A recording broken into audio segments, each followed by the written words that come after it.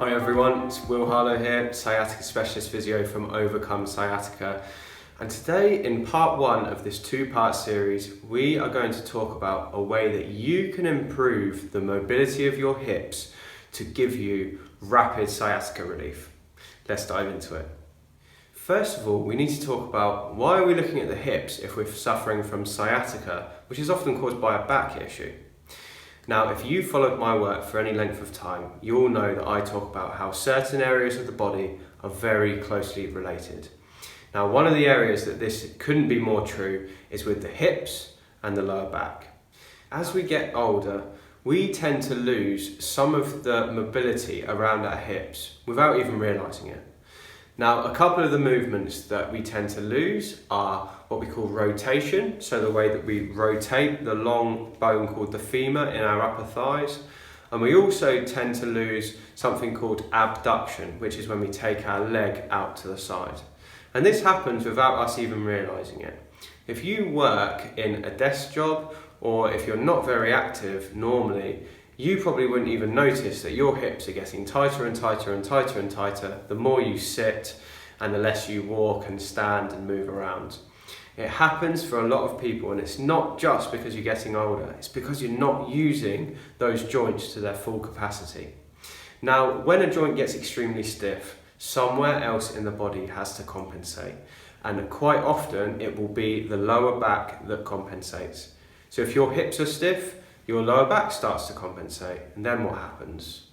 Over time, you get wear and tear of the lower back because it's doing too much work, more work than it should do, and you end up with problems like disc bulges or degeneration within the spine, which could have been prevented.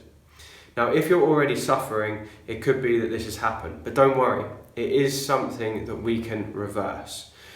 By improving your hip mobility, you're going to be taking the pressure off your lower back and improving your symptoms as well.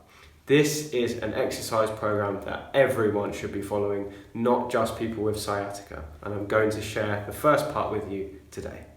Now, for this exercise, I'm just going to demonstrate on the left leg so you can see it.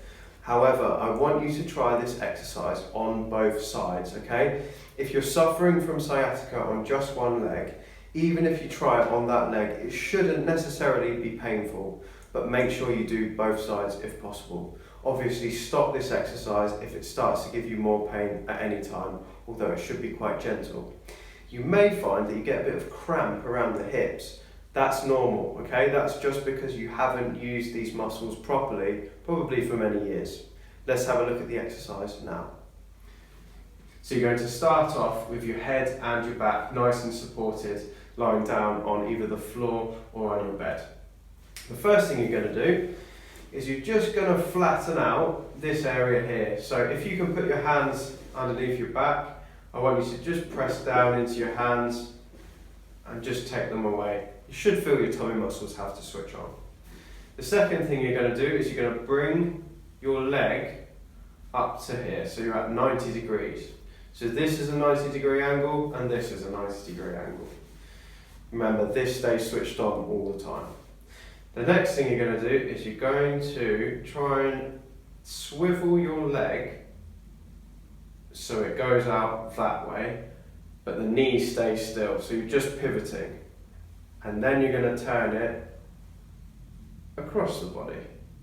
Notice how there's a direct line going down like this. So my leg isn't falling to the side, it's not coming across me or falling out. It's staying still, it's just rotating.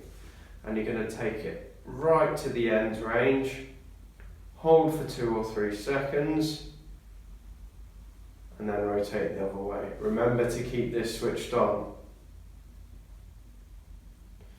And you're going to go the other way.